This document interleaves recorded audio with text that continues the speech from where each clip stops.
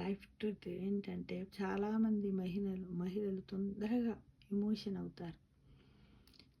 ప్రతి చిన్న విషయానికి పిల్లలన్నా, పెద్దలన్నా, ఇంట్లో ఫ్యామిలీలో, కుటుంబంలో అత్త, మామ, పేరెంట్స్ ఎవరైనా ఉన్నట్టే చిన్నప్పటి నుంచి కూడా అదే మనస్తత్వం పెద్ద అయ్యాక కూడా కొద్దిమందికి ఉంటుంది.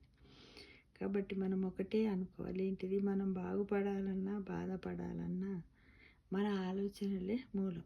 కాబట్టి ఎవరన్నా ఏమన్నా అంటే బాధలను తీసి పక్కన పెట్టేయాలి. నేను అలాంటి దాన్ని గాను, నేను ఇలా ఉంటాను, నేను ఏంటిది అనేది మనకే మనము ధైర్యం చెప్పుకోవాలి. కానీ దాని గురించి పదే పదే ఆలోచించడం అంటే ఏంటిది, దానికి మనం ఒక శక్తిని, ఒక ఎనర్జీని ఇచ్చి దాంతో మన బ్రెయిన్లో మనం ఫోటోలు తీసుకుంటున్నట్టే లెక్క. కాబట్టి కొద్ది రోజులైన తర్వాత ఏమైపోతుంది, పాతకాలం చాలా రోజుల తర్వాత ఫోటోగ్రఫీ లాగా అప్పుడప్పుడు మంచి సంతోషంగా ఉన్న జ్ఞాపకం రావు, చెడువే ఎక్కువగా జ్ఞాపకం వచ్చి మనల్ని వేధిస్తూ మన సమయాన్ని మనలను తృప్తిగా ఉండకుండా ప్రతిరోజు మనల్ని వెంటంటి నిస్సహాయతంగా ఏందో ఎమోషనల్కు గురి చేస్తుంది మిత్రమా. కాబట్టి ఏ విషయమైనా సరే బయట కానీ, ఇంట్లో కానీ, ఎక్కడ కానీ ఏదైనా విషయం జరిగినప్పుడు మనం దాన్ని వెంటనే పక్కకు పెట్టేసారి, ఇది నాకు సంబంధించింది కదా అనుకోని పక్కకు పెట్టాలి. దాని గురించి ఆలోచించినము అంటే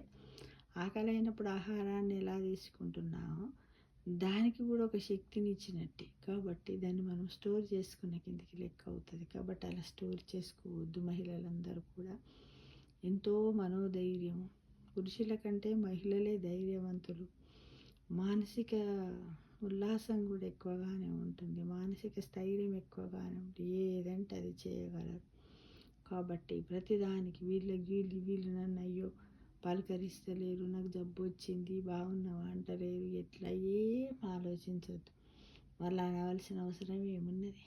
మన విషయాలు పక్క వాళ్ళకి ఎప్పుడు చెప్పకుండా మనల్ని మనమే అనలైజ్ చేసుకుంటే నేను ఇలా ఉండాలి, ఇట్లా ఉంటే బాగుంటుంది, నీకు ఎందుకు ఎమోషన్ అయినా కొద్ది క్షణాలు బతికే ఈ జీవితానికి అవసరమా అనుకుంటూ మనము వెళ్తూ ఉండాలి.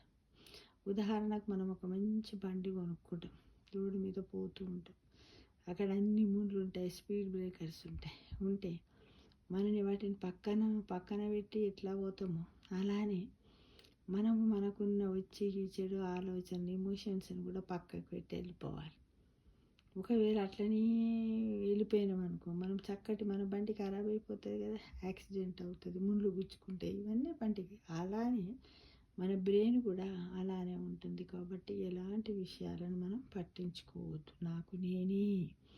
నేను ఇట్లానే ఉంటా, నా ఆలోచనలు ఇవే నాకు అని మనం దాంట్లో మంచిని వెతుక్కుంటూ మంచి ఆలోచనలే చేయాలి. చెడుతోటి ఎప్పుడు కూడా బ్రెయిన్ నింపకండి, డస్ట్బిన్లా చేసుకోవద్దు. ఎందుకంటే ఈ మధ్యకాలం లోపల చాలామంది నాకు చాలా ఎమోషన్ అవుతుంది, స్ట్రెస్ అవుతుంది, ఇది అవుతుంది, అది అవుతుంది, చాలా బాధపడుతున్నారు అన్ని పనులలో. అది కూడా ఒక ప్లాన్ ప్రకారంగా మనము ఒక టైం టేబుల్ చేసుకున్నట్టయితే ఆ పని కూడా మనకేమి ఇబ్బంది అనిపించదు. ఫస్ట్ ఆఫ్ ఆల్ ఏంటంటే నువ్వు టెన్షన్ వాడడం మానేయాలి. దాన్ని ఒక క్రమ పద్ధతిలో చేసుకుంటూ వెళ్తే అన్నీ పూర్తవుతాయి మిత్రం. ఇది అక్షరాల సాధ్యం, మహిళకు మాత్రమే సాధ్యం.